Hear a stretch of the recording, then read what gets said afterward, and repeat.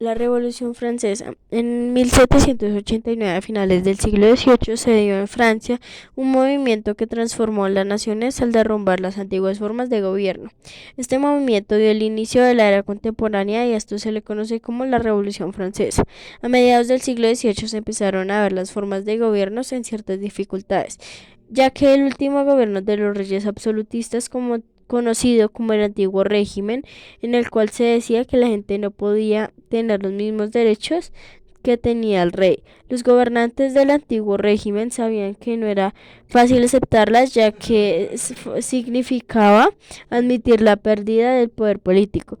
Los principios de la revolución fueron importantes, ya que se dio un texto titulado La Declaración de los Derechos del Hombre. La Declaración de los Derechos del Hombre y los Ciudadanos, la cual proclama los derechos de la libertad, la igualdad y la propiedad y la resistencia. En Francia se dio unos conflictos entre tres estados de la vieja sociedad de Francia. El estado número uno la constituían los miembros de la iglesia y los altos cleros. Ellos, ya que eran dueños del 6% de las propiedades, no pagaban ninguna renta. El segundo estado era constituido por los nobles que formaban la corte del rey y sus ayudantes, secretarios, entre otros, pero ellos tampoco pagaban renta, ya que eran dueños del 20% de propiedades.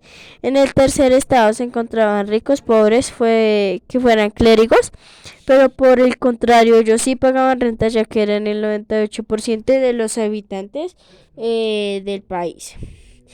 Se dio la Asamblea Nacional Constituyente, ya que a los conflictos que se enfrentaba la nación francesa en el año 1789 se convoca la primera por la sociedad una gran asamblea.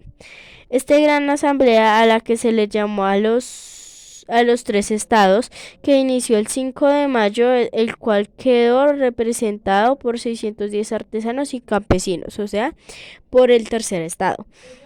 Un logro muy importante de la Asamblea Nacional fue la promulgación de un documento llamado Declaración de los Derechos del Hombre y el Ciudadano el primer día de agosto de 1789. En la Asamblea había varios grupos políticos. En los primeros años de la Revolución se destacan los girondinos. En medio de la guerra en París se estableció la República por primera vez en la historia. Se comenzó a contar con un nuevo calendario que comenzaba desde el primer año de la revolución.